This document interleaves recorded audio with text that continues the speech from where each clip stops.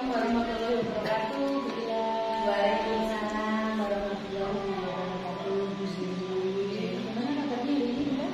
alhamdulillah baik, sehat dan masih penuh semangat untuk tetap melanjutkan tugas-tugas yang di organisasi modul dari tiga ini. Alhamdulillah sekali. Sedangkan itu yang saya perhatikan dari awal sampai akhir itu yang selalu on point dan semangatnya itu kayak tidak pernah lentur. Bahkan baterainya lokal kali. Ini plus kami tiga. Luar biasa sekali ya Bunda. Dalam bacaan kita saya lihat ya semua sudah juga apa ya kontrak makanya selalu tidak pernah melebihi budget bahkan kurang dari budget dengan sudah Ya, harapan saya memang seperti itu. Jadi modul selesai, ya sudah selesai, semua tugas harus sudah selesai. Jangan sampai kita sudah masuk di modul selanjutnya, tetapi ada tagihan modul yang sebelumnya. ya, luar biasa sekali. Alhamdulillah, alhamdulillah hari ini kita sudah masuk di pendampingan kelima. Artinya dua pendampingan terakhir ini sebelum menuju ke lokal Jumadi. Nah, dalam pendampingan kelima hari ini seperti yang sudah saya info di WA kemarin bahwa kita akan apa ya seperti kemarin saya akan mempojokan dengan mata pembelajaran yang sudah kami capai dalam 1 bulan terakhir ini di PGP angkatan 11. Lalu saya juga akan menanyakan tentang penerapan asimilata di modul 31. Selanjutnya saya juga akan menanyakan pada pandangan rancangan program yang berdampak pada murid ini. Nah, setelah itu saya juga akan menanyakan tentang pengembangan komunitas praktisi yang sudah kalian ikuti di sekolah kemarin. Kita pernah ngobrol tentang praktisi ini di T2. Lalu setelah itu akan dialog pasca observasi bersama Koci Pandangan, dalam hal ini adalah kelas Jawa Pandangan yang kemarin program observasi kelasnya. Lalu nanti kita bagian akhir akan melakukan refleksi pendampingan. Lalu saya akan mengutarakan beberapa poin-poin yang nanti akan kita laksanakan di pendampingan selanjutnya. Ya, baik, siap. Terima kasih. Ini ada pertanyaan ini? Tidak, kalau bisa jangan dipertanyaan. Oh, oke, siap. Saya kira pandangan sudah pro kok menjawabnya. Ini pun di bagian awal pendampingan ini mohon saya bisa diceritakan bagaimana perjalanan belajar di PGP ini selama 1 bulan. Selama 1 bulan terakhir ini kita belajar di modul 3.1 sampai dengan modul 3.3 ya. Nah, 3.3 tinggal ada beberapa tagihan saja ya. Nah, pada pembelajaran 3.1 kita belajar tentang pengambilan keputusan berbasis nilai-nilai kebajikan sebagai seorang pemimpin. Selanjutnya kita juga pada modul 3.2 yaitu belajar memimpin mengelola sumber daya ya. Dan yang terakhir yaitu mengelolakan program yang berdampak positif pada siswa seperti itu. Lalu kira-kira dalam kita pembelajaran di modul itu mungkin hal apa yang panjenengan itu hal yang paling mencapai dalam pembelajaran? Menurut saya semua pembelajaran menarik ya, karena ini belum pernah saya lakukan, ilmu itu belum pernah saya dapatkan sebelumnya. Ya, jadi pada pengambilan berbasis nilai untuk belajar menjadi seorang pemimpin yang dapat membuat sebuah keputusan yang mana keputusan tersebut harus berpusat kepada siswa. Dan yang modul 3.2 itu diminta untuk belajar mengetahui bagaimana aset yang dimiliki oleh sekolah. Nah, sedangkan yang ketiga kita belajar diminta untuk membuat sebuah program, di mana program tersebut harus berdampak positif kepada siswa. Luar biasa sekali Bunda, kita sepakat bahwa modul baru itu modul sebelumnya dan yang 1 bulan depan dengan terima baik untuk dikasih satu ini sangat berdampak positif untuk kita dapat jalan.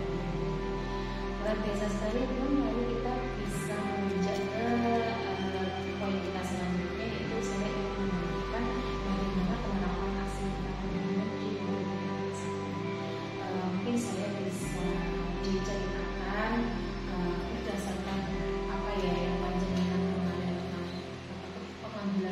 keputusan yang berdasarkan nilai-nilai kebajikan itu mungkin jenengan bisa menceritakan kepada saya hal apa yang panjenengan bisa kaitkan. Mungkin panjenengan sebelumnya pernah melaksanakan ini atau pernah menghadapi situasi yang seperti ini, gitu. Terus apa yang panjenengan lakukan dan setelah, atau misalkan itu kejadiannya sebelum PGP gitu. Kalau misalkan kejadiannya setelah PGP, monggo panjenengan bisa menceritakan mungkin yang panjenengan bisa pelajari dan mengambil dari hal itu.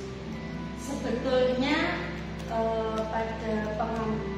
pada materi pengambilan berbasis nilai-nilai kebajikan itu sudah sering kita temui dan sering kita laksanakan, cuma kita nggak sadar dan terkadang kita melaksanakannya tanpa aturan yang jelas karena belum tahu, nah seperti itu. Jadi menurut saya setelah kita tahu, kita harus ada langkah-langkah, kita harus paham apa itu 4 paradigma, apa itu 3 prinsip, apa itu 9 langkah dalam pengambilan keputusan yang harus kita laksanakan. Lalu yang saya tanya di sini, ketika berkali-kali panjenengan dihadapkan pada posisi ini, pasti nggak hanya di tahun ini, di tahun-tahun kemarin juga panjenengan pasti mendapatkan hal-hal seperti ini. Terus strategi yang panjenengan lakukan dalam mengatasi hal tersebut? Strateginya saya tentunya mengkomunikasikan dengan seluruh sivitas yang ada di sekolah ini ya, kita rapatkan dengan kepala sekolah, dengan sejawat. Jadi ketika keputusan yang diambil oleh sekolah, walaupun bertentangan dengan hati nurani saya, tapi setidaknya yang memikul beban itu tidak saya sendiri, jadi semuanya seperti diflorkan ya, jadi tidak ada dusta lagi. Sebenarnya itu strategi untuk menghadapi bagaimana nanti untuk kepala sekolahnya itu biar juga tahu bahwa permasalahan ini itu bukan hanya panjenengan sendiri yang mengalami. Tetapi saya tetap meminta kepada pihak sekolah agar ketika memutuskan harus menggunakan rule yang sudah ada seperti tahap 9 pengambilan keputusan seperti itu. Nah, itu kan untuk keputusan kesepakatan dengan keluarga sekolah, dengan kata sejawat dan mungkin saya bisa diceritakan strategi sendiri untuk memaksimalkan peserta didik tersebut. Bagaimana untuk membantu dia, setidaknya mungkin ada cara-cara lain supaya dia itu bisa menambah nilainya di atas KKN itu ada. Tentunya pasti ada. Kita tidak serta-merta memberi anak langsung KKN. Kita tetap ada proses menuju itu, walaupun effortnya memang agak luar biasa, tapi kita mau nggak mau harus masak. Oke, kamu saya kasih nilai KKN, tapi kamu harus menyelesaikan tugas ini. Mau nggak mau saya kasih penganiayaan, saya kasih ini, seperti itu sampai anak tersebut dapat mencapai KKN. Jadi dia tidak mendapatkan nilai KKN yang gemuk semata-mata, tapi bisa proses gemuk, tapi prosesnya terus Luar biasa sekali gitu. Lalu ketika melaksanakan hal itu, karena mungkin nggak semuanya atau beberapa anak saja di kelas gitu. Nah, ketika melaksanakan hal seperti itu, saya harus menghadapi siswa yang protes, misalnya anak yang pintar kan protes, kok itu aja yang didapat, itu sudah pasti. Nah, strategi saya, anak yang sudah pintar-pintar saya beri pengayaan, saya kasih tugas tambahan yang dia memang bisa menyelesaikan tanpa bantuan saya. Nah, seperti itu. Jadi yang saya memberi ruang waktu ke anak yang memang harus mencapai KKN. intinya ada perhatian tambahan untuk siswa beberapa siswa yang punya di bawah KKN. Dan untuk siswa yang alhamdulillahnya memiliki nilai akademis yang sudah lumayan bagus, tetap diberi kesempatan untuk mengerjakan dengan dalam pemberian pengembangan sesuatu. Luar biasa sekali Bunda, artinya di sini dalam mengatasi permasalahan dilema etika yang menghadapi kita sebagai seorang pendidik di sekolah itu sudah menerapkan hal-hal yang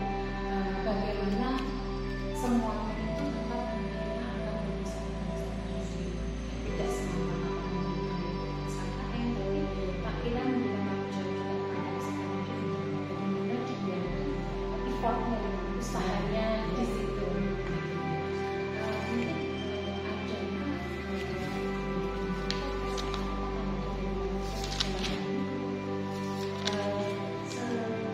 sampai segitu ini kok udah, karena saya sudah memberi adil, rasa adilnya memberi perlakuan yang adil ya. Contohnya tadi ketika ada siswa yang sudah kan saya beri penanya, saya kan tidak membiarkan dia bermain sendiri. Nah,